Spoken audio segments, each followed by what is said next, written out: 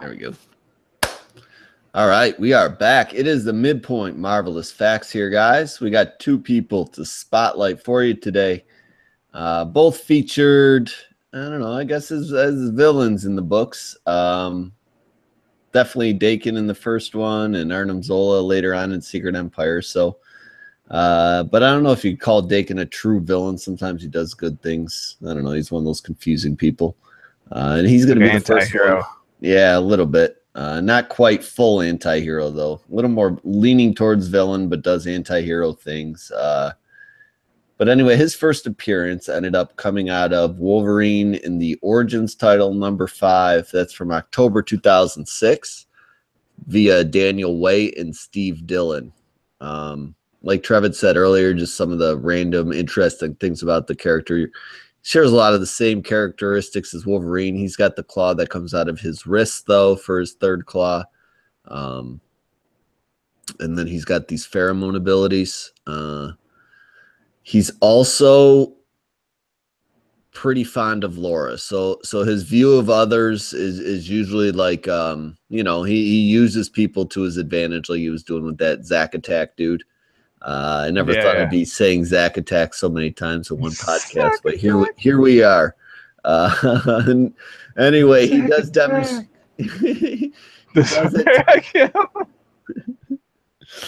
Oh, Jesus. He does at times demonstrate concern and respect for certain others, most notably his sister, again, Laura, which is X-23. It was one of the few people he has shown to demonstrate a genuine affection for. So, yeah, he doesn't look kindly on most people except X-23, one of the few exceptions to that rule. And then here's what I was mentioning earlier. He's been killed at least twice that I know of, just from research and reading books. The first time was blowing himself up after luring Wolverine out. In some measure, I don't know the ultimate circumstances behind him blowing himself up, but he blew himself to pieces the first time. Returned without He didn't. Was he trying to kill him? Yeah, he was trying to kill Wolverine and blew himself up. Then returned without explanation as part of the Brotherhood of Evil Mutants. And then as part of the Brotherhood of Evil Mutants was drowned this time by Wolverine. So that's the second time he was killed, straight up by Wolverine, not blowing himself up, but literally like drowned in a small puddle. And I don't know how he came back from that one. I guess he just started breathing again. But yeah, currently he should probably last a while because he doesn't have to go after Wolverine, so he won't die. Because Wolverine is encased in adamantium, kept, I forget, somewhere. Last he was at the mansion, wasn't he? What, his body? Wolverine? Yeah. Yeah, that happened in the Death of Wolverine story. I haven't read it yet. Oh yeah. That's how he ended up like chopping these wires to save a patient from being injected with adamantium like him, and the machine ended up coming down on top of him, and he got covered in the shit. Oh, so he's encased in it. Yeah, he's stuck in it, like frozen in total That's adamantium. Crazy. I'm trying to make my way to that from like previous Wolverine runs, so I'm on the Rucka run right now. It was a good story. I liked it. McNiven drew it. His art's really good in that title. Yeah, I flipped through it. It does look beautiful. Yeah, but the thing I was gonna say, I forgot now. About Wolverine. What was it about? Before I went on the Death of Wolverine rant. I don't know. I guess I'm saying Dakin won't die because Wolverine. Oh yeah, I remember now. I forget where they moved his body. I think it was happened in the early parts of Extraordinary. They visited it or addressed it or moved it somewhere, and I forget what they did with it. I'll have to look that up for next podcast. Maybe go through my old Wolverine books and old X-Men books leading up to the events after that or post that death and see where they ended up moving it, because they didn't want anybody to get it. You know what I'm saying? So they did something with it. and I'm pretty sure Storm led that mission, so I think it was extraordinary. But anyway, yeah, we're going to move on to Arnim Zola. Dakin distracted us enough, and he's interesting but complex character. I don't know if you're interested in Dakin, check him out on Marvel Unlimited. I guess would be the best way to do so, or like we said, Wolverine Origins 5. Those trades are pretty cheap at this point. It won't be too hard to find. Arnim Zola, his first appearance back in the day, 1977. Actually, I thought he'd be a little older than that. But yeah, 1977, Captain America 208. He's a sole Jack Kirby creation. Okay. That was from when Jack Kirby returned and did that 20-issue run on Captain America. He wrote and drew it and inked it and edited it and everything. Yeah, see, I thought Zola was way older than 1977, but here we are. So did I. That's like towards the end of Kirby's run then, because 77 is that was like he left Kirby.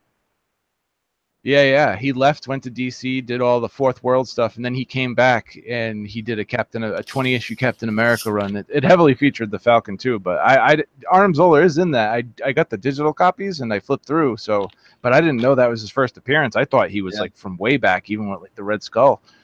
Well, that's what Wiki's telling me. I don't know. Somebody, so if we're wrong, come yell at us. One of the old school comic guys like Joe or somebody like that. If we're wrong, correct us. But other than that, there's not, because he didn't have a deep history. The Wiki didn't tell me a whole lot about him. Now, what I did find out was the ESP box, that he uses instead of a head, is a three-dimensional hologram of his original face.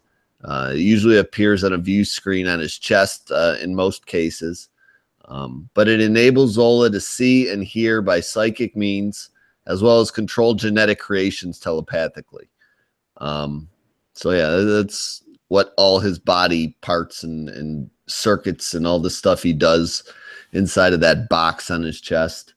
But yeah, we got 2 people that we featured on the facts this week. If I'm sometimes running out of ideas in these books we cover. We're getting a little deep on these dudes we're covering. So if there's somebody, you guys want to hear us feature, it doesn't necessarily have to be in somebody from the books that we covered that week. You want to hear us feature on the facts, let us know. Hit us up on Twitter, shoot us an email, and slide some fan listener requests in there as well.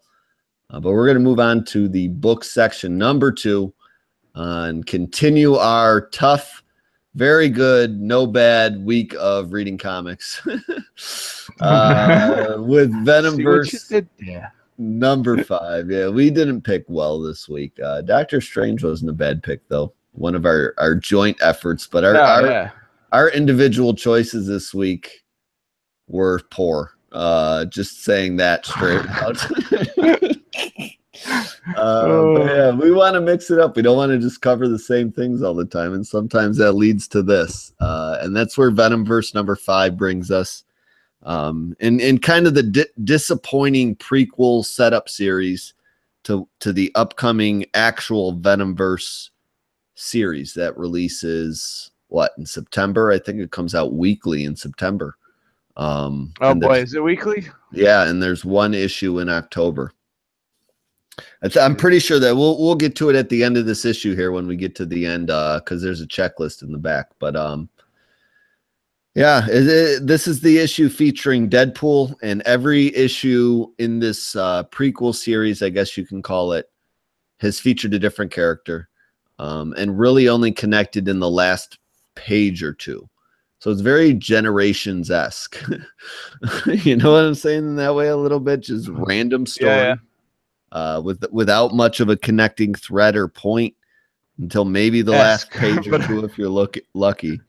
Although I've enjoyed most of for the stories for what they are for Generations. I've enjoyed. I've only read 2 Venom verses, and oh boy, I flipped through the other ones. But what was the Old Man Logan one? Looked like Beavis and Butthead. Yeah, that wasn't. I stopped reading that one. 3 pages in, I got through that book, and I'm like, well, I looked forward to this one. I almost covered it on the podcast, and I am the happiest man on earth I didn't right now because I can't even get through it. So I deleted it off my fucking iPad and I moved on. You know, I'm like, I'm done with it. Yeah. And that's where this one brings us. We're focusing on Deadpool as the character of this issue. And the issue starts off with this worm come busting out of an apple Deadpool's eating. I can't tell if it's rotten or not. It's a little fuzzy artistically. But yeah, Deadpool decides to stop sitting around on top of this tree, stop talking to the owl, and pursue his mission, which is to figure out what these doctors are up to that the Pentagon has hired, and they can't get a hold of. Deadpool sneaks in, figures out that these dudes are up to some pretty nasty shit when they're lurking in the shadows, and he finally gets a glimpse. And they have very alien-esque monsters protruding from their mouths. Like, this is straight up Queen Alien Mother stuff going down here. And they start attacking Deadpool. Deadpool starts chopping some heads off, which doesn't have much of an effect on these creatures because they've fully infested these bodies. They're basically just shells at this point for these giant worms. If you saw the last Rick and Morty, it's a lot like the Ant-Man ripoff they have in that episode. The dude made of a million ants. They just go back together if you punch them. So all the worms connect these creatures back together, and they eventually overwhelm Deadpool, start trying to infect him with these worms. As they're getting inside Deadpool's skin, he realizes really his last line of defense is to punch this tube with a symbiote in it, which is making hearts at Deadpool. Do you see this panel? The thing waving with teeth as a heart. Oh my god. So Deadpool punches it. He gets the symbiote all over him. He looks a lot like Carnage. Like I really thought from looking at the cover and not reading the solicit that this was a Carnage issue. Like, because of the red. Yeah, you see that. You could be totally confused and think it's kind of a Carnage Venom, almost like if they did a twist on that. This looks like a bad acid trip. Yeah, that's where we're at. The backgrounds aren't very good. Like, it's just a lot of lines and stuff at this point when Deadpool is taken over by Venom, but he looks pretty crazy, and these worms are still all protruding from him. He's trying to get rid of them the best he can. Kills the doctor zombies that are present around before he takes off and ends up on a bathroom, I guess, pooping the rest of these worms that are inside his body out, right? So now he's free of infection. It's gross how the symbiote's like at the bottom on the bathroom floor. It's all over the place, touching the toilet. Yeah, like he took his pants off and the symbiote's pants, and it's laying down at his ankles. Anyway, the lead that he got from these doctors is that they have created these organs infested with these worms that attach to people's bodies, and they've been started to be implanted in various patients at this St. McCready's General Hospital. I don't know what organ. Is this a lung they're transplanting in this dude? Oh, McCready's. It is a kidney. Liver. Yeah, it's a liver. They say a liver. Holy shit. That is the biggest goddamn liver I've ever seen. Like, that is legit you and me sized liver in our body, in my mind. You know what I'm saying? Huge. It has 3 eyes. It's got worms coming out of it all over the place. And Deadpool Venom comes busting into the hospital room as they're about to. Yeah, it's the sickest looking thing you've ever seen. You'll never want to go to a hospital after reading this comic book ever again a day in your life. Eat its way out of you. Like, who the fuck was that? So they jam it. That was you a see good them idea. Like jamming it into this patient in that bottom panel too. Yes. But right before Deadpool comes busting in the room, he doesn't end up stopping this from getting installed, basically, or it just happens so quick that it takes control of the patient. It jumps after Deadpool. I don't think we've even mentioned yet. I was going to say we've pretty much understated, but we haven't even mentioned that literally every panel is a joke. Like you, Oh yeah. Oh my god. there's not dialogue that explains what's going on or tells you really any story or plot bits. It is just Chip Joke after Zdarsky joke. level joke after joke dialogue. Yeah. That's exactly what it is. It's like Yeah. if you like the humor in Spectacular Spider-Man, you might enjoy this issue. Yeah, I think so. The only part I enjoyed was the beginning with him saying the different origins. Me too. Me Yeah, too. I like that, That was but my favorite part. as soon as I got the gist, reading the first few pages of how this was gonna go, I'm like, oh boy, I'm I in thought it was funny for. that Go ahead. I thought it was funny he did the Batman origin where he's like, no wait, actually I was in the alley and watched my parents suddenly drown in a surprise pool using the family fortune I vowed to avenge them, draining every pool in Gotham. Yeah, those were good. But anyway, back to this fighting zombie organs. That's exactly what's going down here. This one gets the upper hand on Deadpool. He has to shock it off of him before it takes total control again, and he gets these things inside of him with just the surgical paddles. But it also takes the symbiote off of him for a moment. But the symbiote joins right back up with him. And he has to then fight some more zombie people with things attached to them. You know, we got a case of transplanted lungs here, some more organs, some eyeballs. I think the lungs are the most frightening, personally. What about you? Yeah. Oh yeah. Oh yeah. It's all really, really disgusting. Yeah. The worst. Oh god, the guy with the thing in his stomach with the three eyes. That's the liver, but it's just he's got the shit coming out of his fucking ears, his ass. And the worms All are right, everywhere. you might have to help me You know with this end towards this end here. Because Deadpool fighting these four end up overwhelming him with all these worms that are just attaching themselves to him and forcing their way inside of him. They end up getting inside Deadpool, and then you start seeing like inside of Deadpool where these worms are going, and they start going to his heart and eating his heart. And you see this little Deadpool on the side. I don't know what the fuck is going on here. I am totally lost because then the heart starts getting the Venom symbiote attached to it, scaring these worms from the inside, starts killing them from the inside, and Deadpool starts puking them up and is fine again.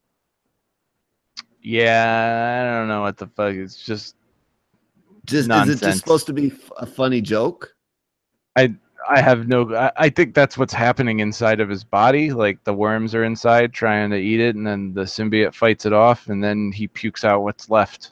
Yeah, but I'm more like concerned with this little Deadpool going down the side. Is this just stupid narration? I think that's just a joke.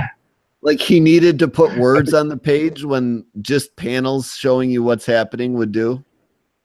Yeah, I think that's exactly what that is. Like you could just have the box in the top left corner like they normally do, and it just have joke. We would know that's what was going on in his brain, but instead we get like a visualization of a mini Deadpool doing the jig. Like what the fuck?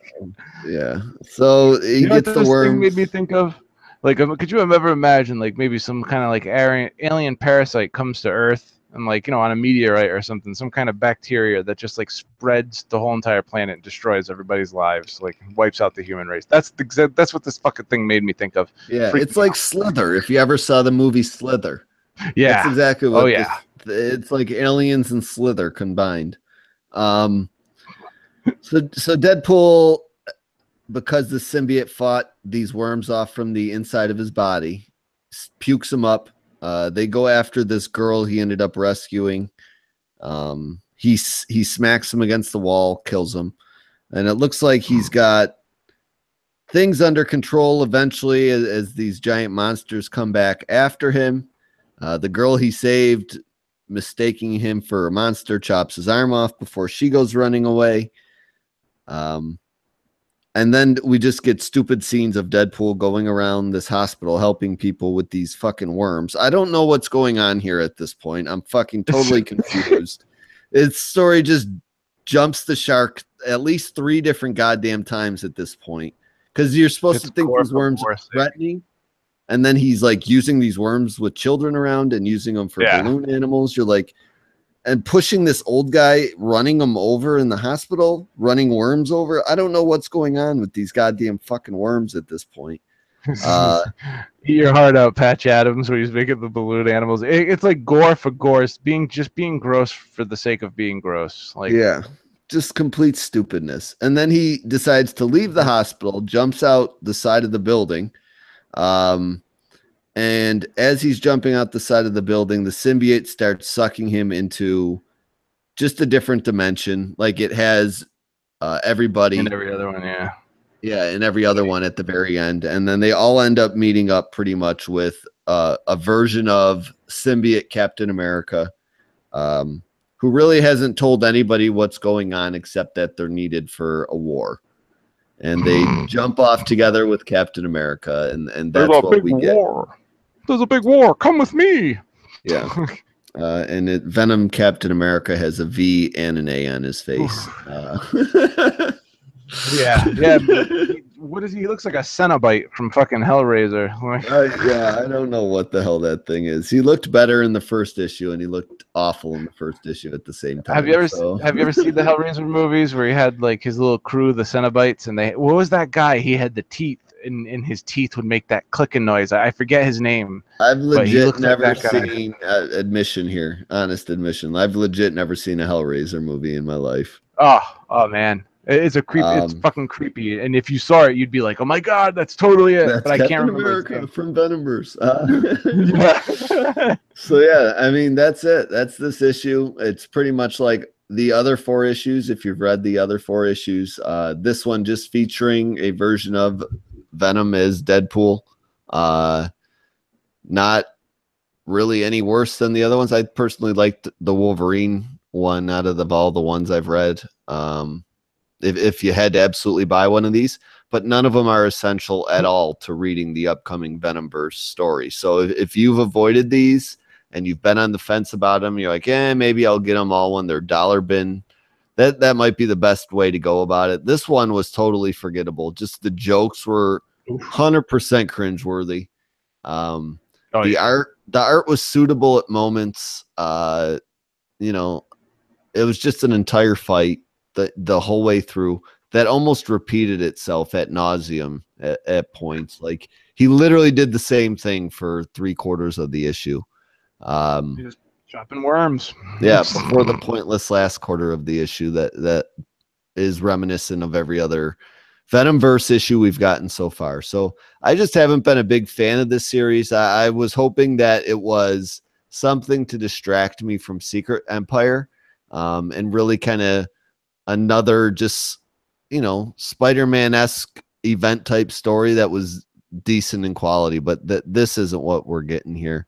I'm gonna check out the first issue of Venomverse to see how things are, but if the first issue doesn't immediately hook me, I'm gonna just pass on that series altogether too, because this book right now is a forget. Decent. Yeah, I'm forgetting Venomverse 5. It's just not for me. This had a different author and different artist every book, right? As where Venomverse will just be Cullen Bunn writing every issue. Yeah, I think so. Yeah.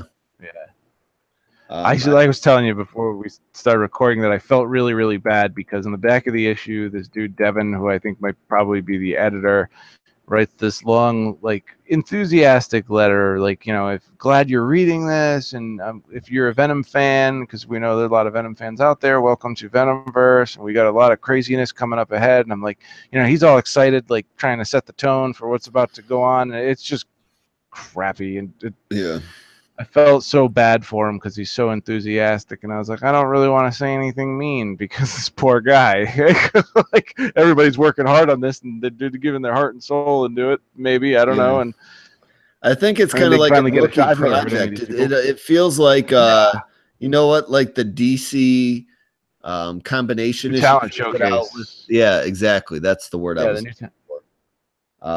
It feels like it was almost like a talent showcase thing because these aren't like artists or writer names. I don't even think I went over the team solicit.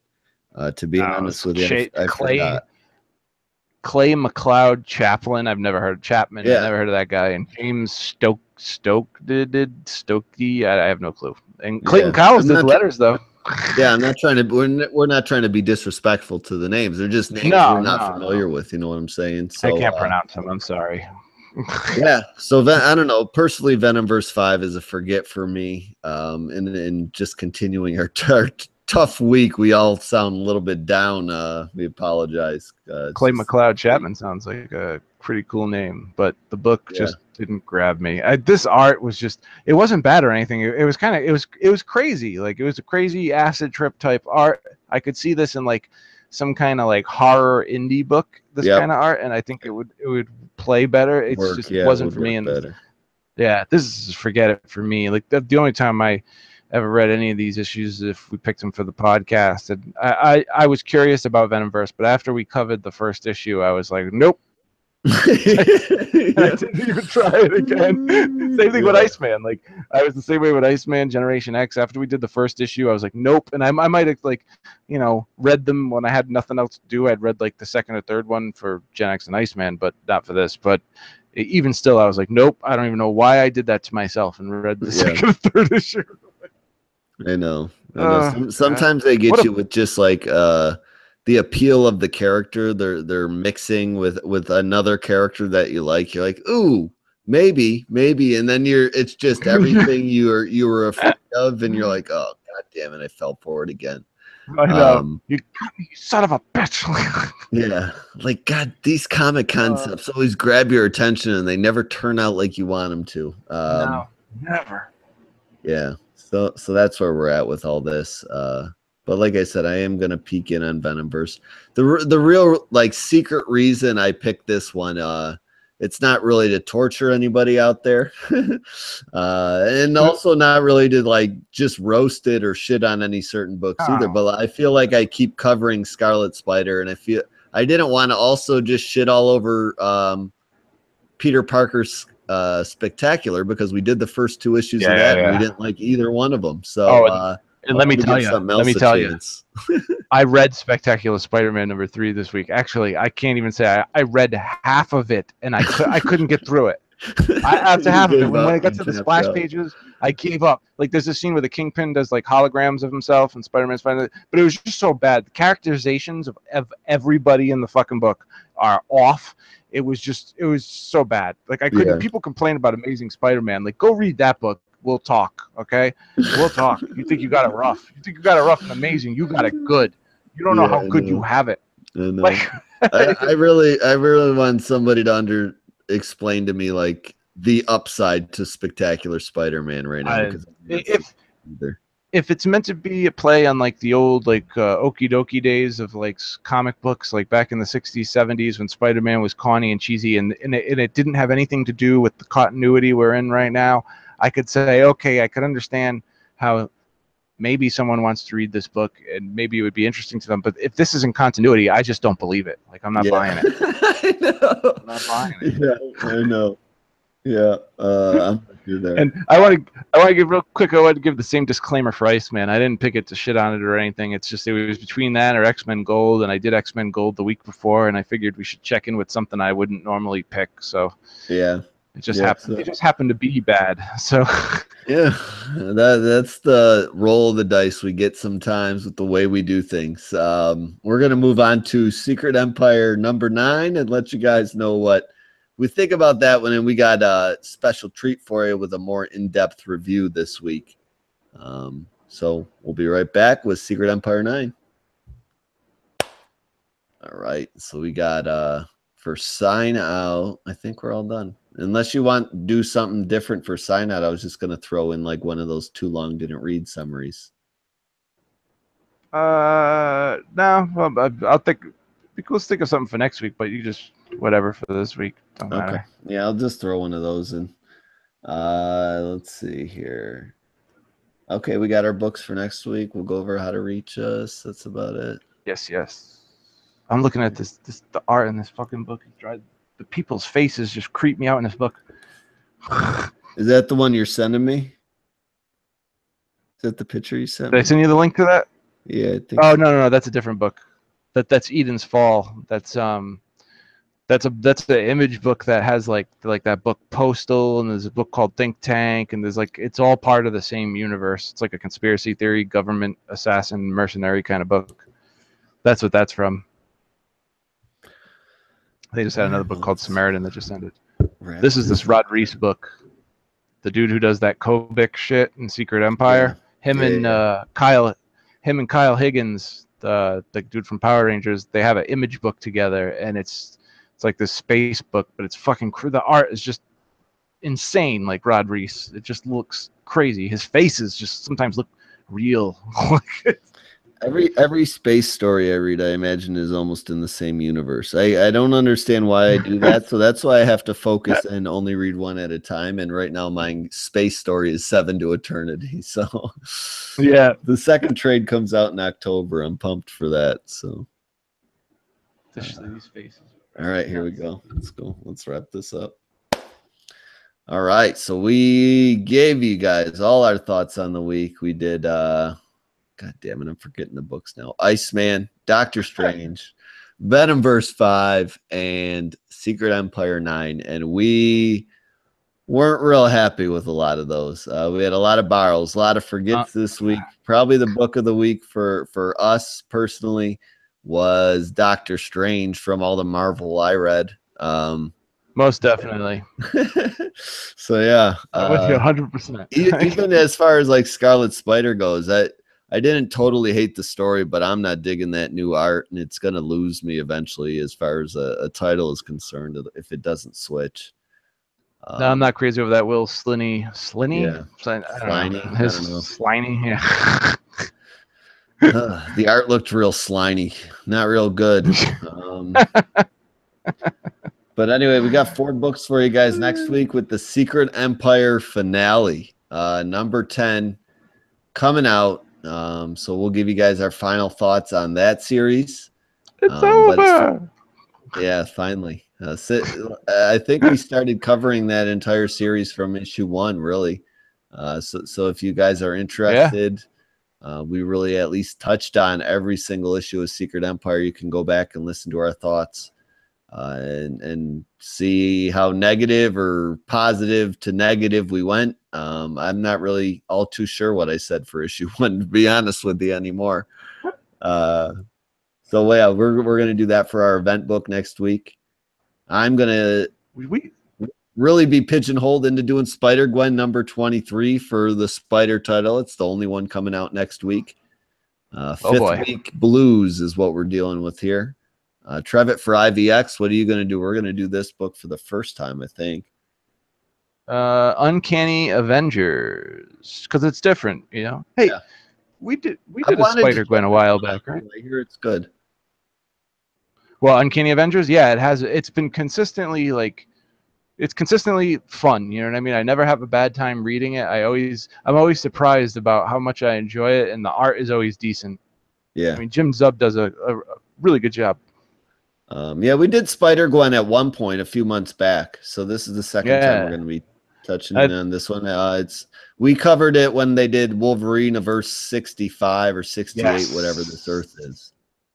That's right, and I think we had the opinion that it wasn't for us, but we could see how the whole world that was built was very interesting. Yeah, we could see the appeal, but. Yeah, but so yeah, we're pigeonholed into Spider-Gwen 23 because that's the only Spider title. Trevitt had a few choices, but we've covered those books a lot, so we're going to do Uncanny Avengers 26, and then we're going to do a listener request for the hero section, and we're going to do Star Wars 35. It's a fresh storyline in the Star Wars universe. First part of a 2-part story, I think, from what you said, solicit wise. So we'll see if that solicit is true. And I like that it's a first part of a 2-part story because it might be something I see all the way through as far as Star Wars goes. I like their shorter stories or their solo stories instead of the group books. Not something you have to like fully commit to, you know? Yeah. 2 issues and you're good. I'm going to try to catch up on all 35 issues. I would not bet on you not doing that. That's true. So yeah, you got any last minute closing notes or anything? I got some. Yeah, this one might be a little shorter than usual, so I might throw in maybe an extra PSA or a little extra nonsense edit wise to help you guys get through the work week because we weren't really having a lot to talk about book wise because they were a bunch of fighting books. This was fight book week. So yeah, we'll be back next week though with episode 18 for you guys and 4 new books. So stay up to date on the Twitter, holler at us there or on the email. Give us a review on iTunes. We got to check those out, see if we got any new ones there to read them on the podcast and hook you guys up with codes. And last but not least, again, keep your eyes on Twitter for the codes. I'll throw some up for you guys this week. But peace out. Party's over. We'll talk to you guys next week. Adios. Peace. I'm going to nerd